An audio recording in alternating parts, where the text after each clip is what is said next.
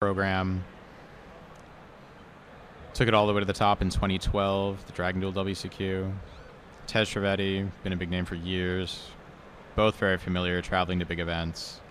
And Trevetti starts off with Pot of Duality, revealing Traptrix Myrmidon, Fiendish Chain, and his one copy of Breakthrough skill. That's that one breakthrough. You got to think that he's going to take the Leo, though, and start off with a bottomless trap hole of some sort. Oh, yeah. Which is actually extremely strong against the Sylvan deck. Yep. Let's take a look. Now, Leverett is not running Rose Archer, which is very interesting because most of the success that we've seen from Sylvans has been with a triple Rose Archer in the main deck. And it could be that this comes back to hurt him. He's also running Upstart Goblin, which you don't really see in Sylvans. He clearly just really wants that enormous opening that Sylvans are capable of. Yeah, and that's going to be tough, facing down 3 back rows, one of which was free. And is bottomless trap hole. He knows what it is. And there's the Goblin. Starts with Upstart Goblin. That's 1,000 more points he has to do. I'm really not a fan of Upstart Goblin in Sylvans. Yeah. It just seems to detract from what you're trying to do. But if it gets him to his Sylvan Charity faster, then more power to you. Setting one monster card. There's pretty much only one thing that can be, but Trevetti doesn't know that yet, since all he's seen is an Upstart Goblin. Well, this late in the tournament, it's always tough to tell what kind of communication has gone on between the competitors. Ice Hand comes down for Trevetti, and he Xyz summons Abyss Dweller. No, it seems like he knows exactly what's going on. Yeah. And he detaches Myrmidon to activate its effect and swing in to the Kumashrumo. He's chosen to excavate. Vanities, another goblin, book, and a hermitry. 5 excavations, only 1 monster. Bunch of stuff you don't really want to see. And hermitry, of course, will not activate. And Kumashrumo is down. Now, the thing with Upstart Goblin that's especially strange in this deck is that it's not really a non-existent card if you're flipping it up with your excavation ability. With your excavations or even your charities. It only doesn't count if you draw it. Plays back to Leverett.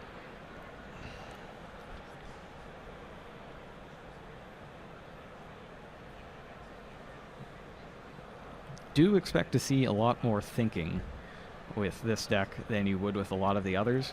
There are a lot of play sequences you have to go through in your mind. Leverett activates Mount Sylvania. Mount Sylvania. Somebody once complained to me that Mount Sylvania wasn't as good as the Grand Spellbook Tower because it doesn't protect itself and it doesn't automatically draw you cards and it doesn't give you a special summon. Well, guess what it does do? It lets you cheat legally by putting whatever card you want from your deck on top, as long as it's a Sylvan card. Stack your deck, blow up cards in your opponent's turn. And that plays to the strengths of Sylvans because their excavation abilities take a look at the cards on top of your deck, see if they're plants, and if they are, they send them to the graveyard. And then for Sylvans, they all have an effect that activates when they're excavated and sent to the graveyard in this way. Now and it gets stuff like Spore into your graveyard. Well, he tossed Spore for Mount Sylvania. Yeah. Which is super handy.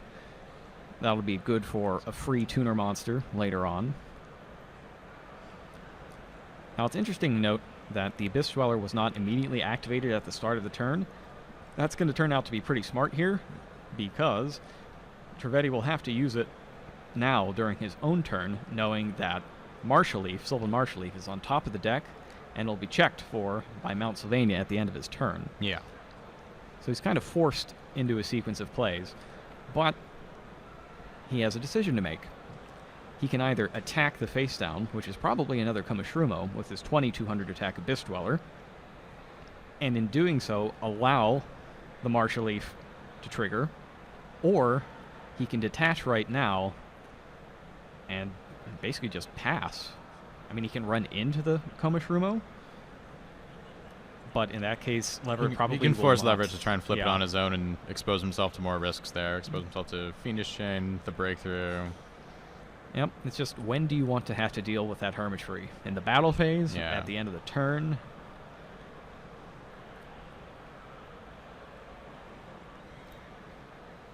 It's a very big decision very early in the duel. I think Trevetti probably knows he's in a somewhat favorable position right now, but the decision of how to leverage that into further advantage is not easy when you're so early in the game and facing such an incomplete set of information. Now he's taking a look at his extra deck, and it looks like he wants to try to make a Diamond Direwolf play here. That's very smart against what you would assume to be a Setco Mushroom, and if he can pull it off, then he would be able to destroy Diamond Direwolf and the face down card without using his Abyss Dweller effect quite yet. Soul Charge from Myrmelio. Takes 1,000, but will activate Myrmelio's ability when she's special summoned, which destroys a spell or trap.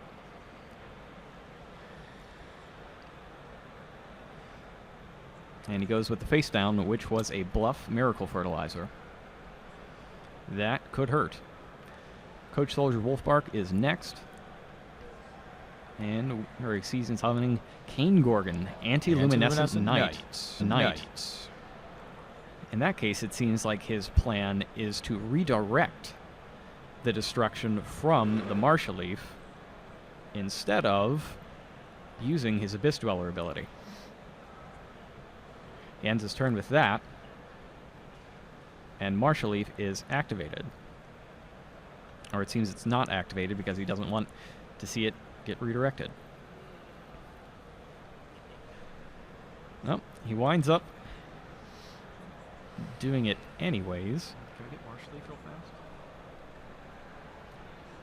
And Cane Gorgon's effect is chained to switch the target. Now, Sylvan Martial Leaf, it can target any monster on the field. It looked like Leverett was arguing for a second that it could only target an opponent's monster, but that is not the case. So Cane Gorgon has been activated, the target is switched to Kamishrumo, and things went pretty wrong pretty fast for Leverett. That was huge.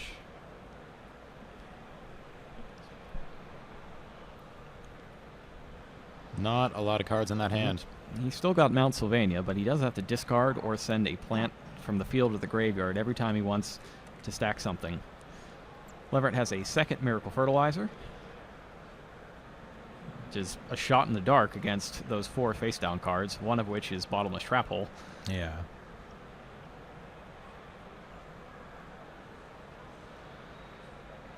Soul Charge comes next. The real question is, how many life points is he willing to lose to it?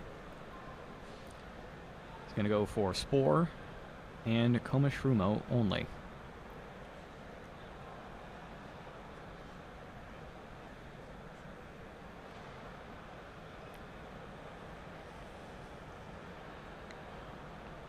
Summon is successful. Leverett loses 2,000 life points. And then he sends the Komishrumo to the graveyard to activate Mount Sylvania's ability. Now, the thing he's got to remember here is that if he tries to target something on the field, Cane Gorgon can redirect it. And if he threatens any particular play from the graveyard, Abyss Dweller can be activated before he gets a chance to use Spell Speed 1 abilities to prevent him from doing much of anything.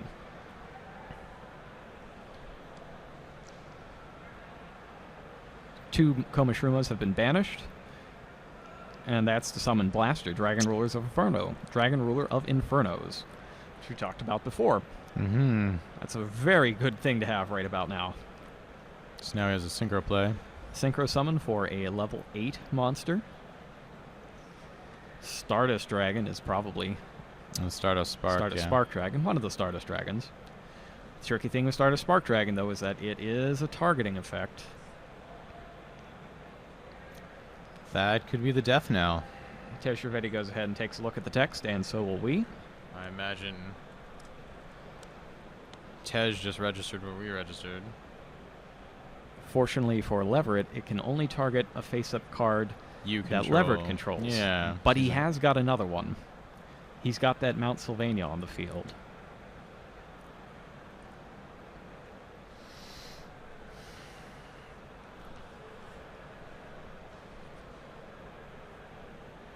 All right, Trivedi goes ahead and makes a quick check of his face downs. Trevetti could have Sanctum. Sanctum doesn't target.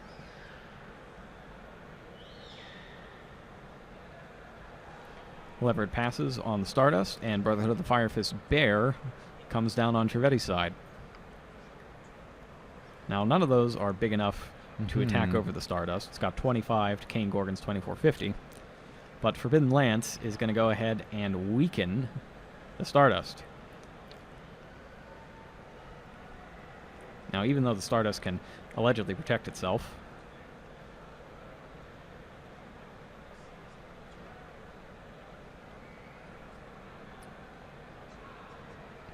oh, he's going to go ahead and let it. Kane Gorgon real fast. So even though the Stardust was able to protect itself once, he was able to go ahead and make another attack due to its reduced attack points with Abyss Dweller. It's interesting that he did not choose to redirect Stardust Spark's ability to the Mount Sylvania, but by not doing so, which he didn't really have to, he can keep Kane Gorgon for another He's just thing. keeping those two effects alive. Because the pins are between the Abyss Dweller's effect and the Kane Gorgon's effect. So difficult for Leverett to deal with here. Yep, he's not going to be able especially to with like the Blaster two cards left in his hand. You know, I don't even think he has enough fire monsters right now to activate Blaster, even if he wanted to.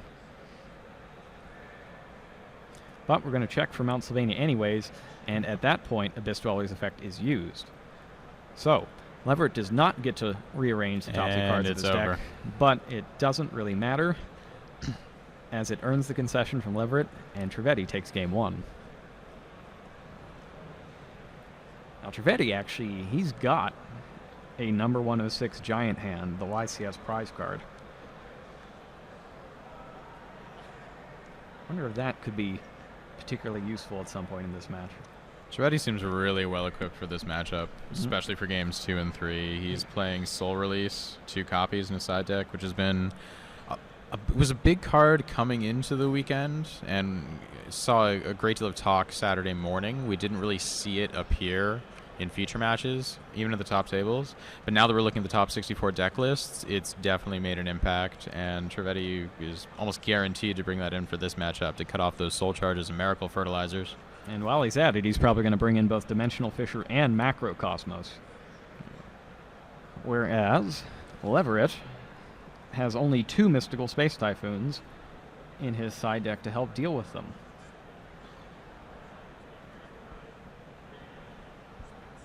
And none of them are main decked either. Well, Leverett does also have Rivalry of Warlords, which could prove helpful here. It could. He's especially lucky in this case because Trevetti only has that 1 wiretap and doesn't have anything else for traps other than a pair of Mystical Space Typhoons. Although I'd suspect those Typhoons would come in as well to deal at least with the field spell, even though he hasn't seen a trap card. I feel like Trevetti will probably bring in the Typhoons for game 2. Although for Trevetti, it's a question of like how many cards can he afford to swap out, because he has so many candidates in his side deck that could cause Leverett problems in this matchup. Like, I think he might drop the Lances here. Yeah, because he's got to anticipate really just like no trap-based interference. Yep. And what traps Leverett does have, he hasn't seen yet. So Trevetti may be under the impression that Leverett isn't even playing any traps mained. So, though, given that he knew right away what he was playing against, I would not be shocked if Trevetti actually just knows everything already. Yeah. At this level, 2 reputable players, they've probably been speaking either directly with each other or about each other so far in this tournament.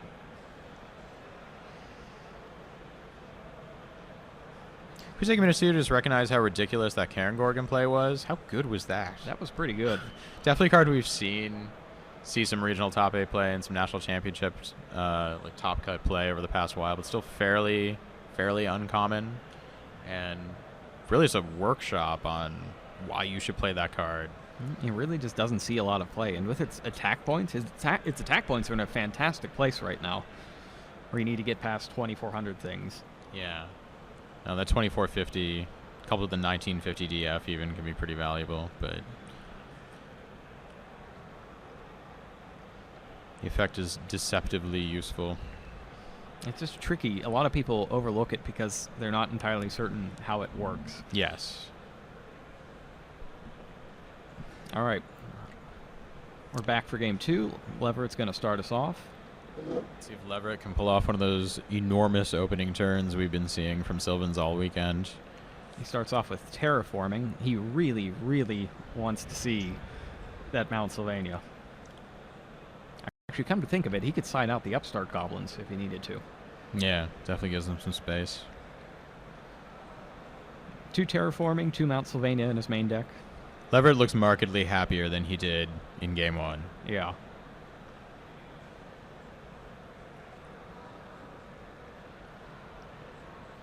Seems like he's drawn something, other than just a defensive monster. Yeah. Starts off with Marshal Leaf. Doing a blind excavation for 2. That's interesting. Hits nothing. It's Foolish Burial and Curry Bandit. Neither's a plant, so they both go to the bottom of the deck. Mount Sylvania's next. 2 face-down cards. And he opts not to use the Sylvania ability. Probably smart here. But Tej Trivedi has the Ice Hand to punish his play. And Leverett uses Book of Moon to flip the Ice Hand down, delaying what might be the inevitable. The tricky thing with Sylvania is that once you get it out there, Ice Hand can really do a number on you. Yeah.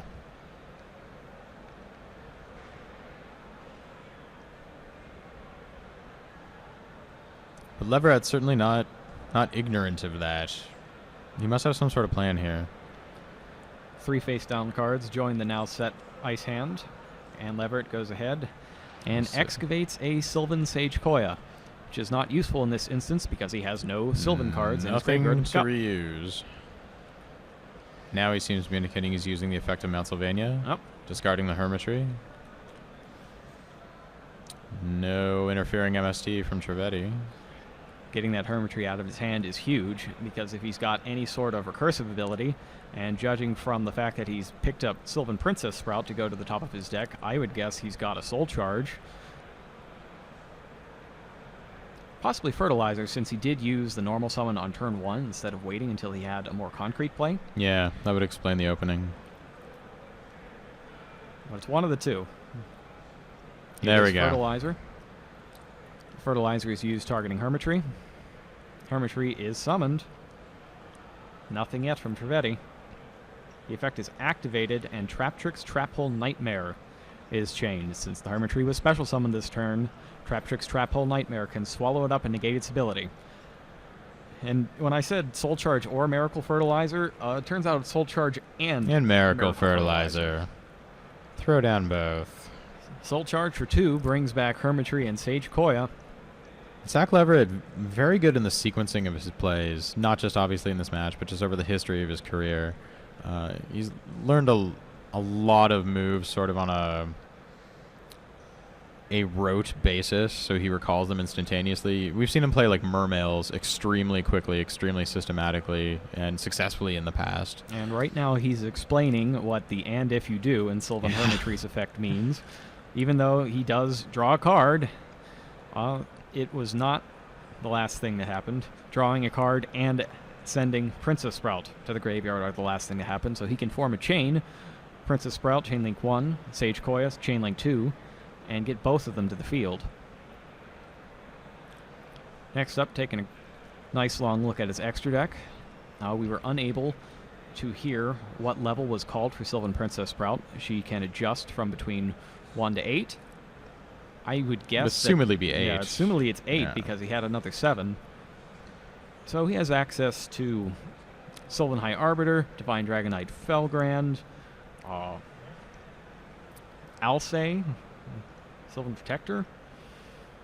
He's playing actually 2 copies of Aurea, the Sylvan High Arbiter, the rank 7 monster from Primal Origin, which is something I've always wanted to do because it's such a good card. I just can't find space for it most of the time. But there's so many options of rank 7 or rank 8 in this deck. Yep, looks like he has. Yep, Princess Sprout was in fact level 8.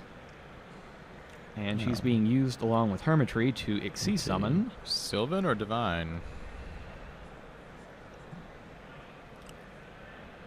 Leverett asking some sort of inquiry to determine his next play. And he goes with Alcé in defense position. 3,200 defense, very relevant. Lets him excavate every turn. Okay, would have been relevant. Black Horn of Heaven has put a stop to that. But he's still got those 2 level 7 materials around, neither of which has used their own excavation ability. $5 says that's the one he actually wanted. Yep. First things first, he goes ahead and uses a tree effect. Hits Sylvan Charity, not a plant, goes to the bottom. Mount Sylvania, also not a plant, goes to the bottom. You gotta wonder, has he counted how many plants he's used so far? And that's why he's gone ahead and used the excavation effect there. Yeah. Goes for Mecha Phantom Beast Dracosac in defense position. Very useful card to have around, both for its defensive properties and the fact that it can create tokens for you to use for synchro summons. For example, 2 tokens and a spore at regular level is Black Rose Dragon, the second ability of which you can actually use in a Sylvan deck to turn things to attack position, drop their attack to 0. Won some games that way. Also, if you've got the spore in your graveyard along with a Martial Leaf, you can drop the 2 tokens and bring out spore at a boosted level 4 and go for a level 10. And since it's 3 materials, this is an especially good play against Lightsworn to get out of decisive armor. Yeah. Which has been tremendous this weekend. As it stands, though, we're just seeing a lot of monsters in defense position. No chances taken because he knows that Ice Hand is there waiting to blow away Mount Sylvania or possibly his face down card. And play is back to Trevetti.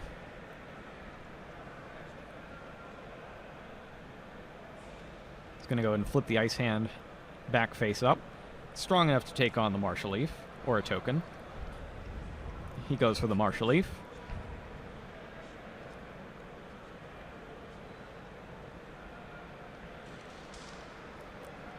And Ice Hand is now joined by 2 more spell or trap cards. But in this case, Leverett does have the ability to plink them away with Dracosac over the course. And Trevetti could be bleeding some cards here over the next short little while if he doesn't do something quick. He activates Artifact Ignition before the end phase to destroy Mount Sylvania, stop any more excavations from going on, and then Artifact Begaltak. Is that Begaltak? Yeah. Very interesting. That would indicate to me that he's got another ignition somewhere that he intends to use to destroy his own Begaltak, and then put a Moraltak there for Begaltak to come back and destroy.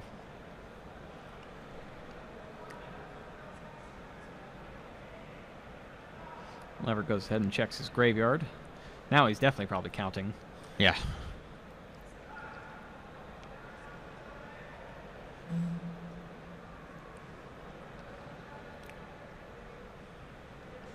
And I believe we're still in Trevetti's end phase. Could that also suggest that Trevetti has a Moraltak set? Quite possible. And the Begaltak is taken out because its effect can only work on Leverett's turn. Absolutely. Excellent play. Upstart Goblin is next. Looks like he kept him in. And Leverett at this point just wants to simplify like crazy since he's popping cards with Dracosac for free. He wants Trevetti to have as few cards as humanly possible. And he still has that Spore locked and loaded.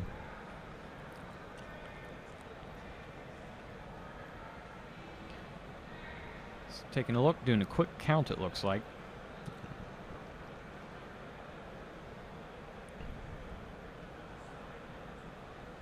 Activates Dracosac's ability, tributes 1 token to destroy Ice Hand. Now that he doesn't have a spell or trap, Ice because Hand's Trevetti was effect kind can't enough to destroy him, activate. Ice Hand is out of luck, and Dracosac's other ability brings down 2 more tokens. That's 9 levels worth of tokens. That opens up a lot of options with Spore. Miracle Fertilizer is next.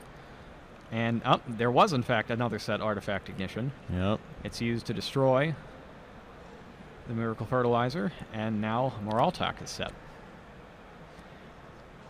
There's only one mystery left to be unraveled on Tej Trivedi's side of the field.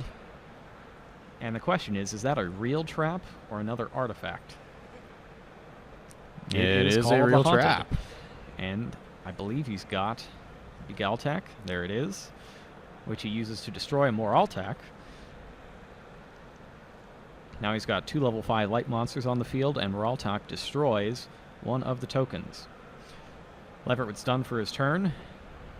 Trivedi's up next, and he's got the Xyz materials for something vastly unpleasant to the Sylvan duelist. He's got a Volcasaurus in his extra deck. He's got Constellar Pleiades, which is the real worry here, because it can knock Dracosac right back to the extra deck without it being able to do anything. Firehand joins the 2 level 5 monsters. And he's thinking about what the order of actions is to leave Leverett with nothing on field. Really, you can do it either way. You can attack the tokens first, or you can just Xyz summon for Pleiades right now. Trevetti attacking the tokens. Attacks the tokens. Main phase 2. Xyz summons Constellar Pleiades and attaches 1 to send Dracosac right back to the extra deck. And now Leverett is doomed. Yeah. The Dimensional Fissure is the dagger in this one. He can get the Spore back, but unless he's drawn something really special, it's just going straight back to the hand. Yeah, Trevetti has him locked down under the Pleiades. He just doesn't have enough action to get around that, the Spell Speed 2 effect. In this case, he's going to take 25 and 16 from Firehand and Constellar Pleiades.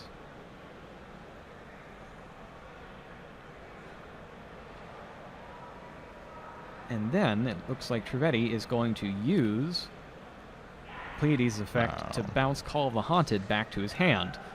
That gives him another play on Leverett's turn to bring back Artifact Moraltok in response to whatever Leverett plays to just destroy it. That's going to develop his field even more while still giving him that 2 that Hermit opportunity Trees to are respond. banished. 1 from the hand, 1 from the graveyard to summon Blaster. And it's really just a last-ditch attempt that isn't going to get there. Call of the Haunted is up. Moraltok will be summoned, but Leverett doesn't need to see it. He knows this one is over.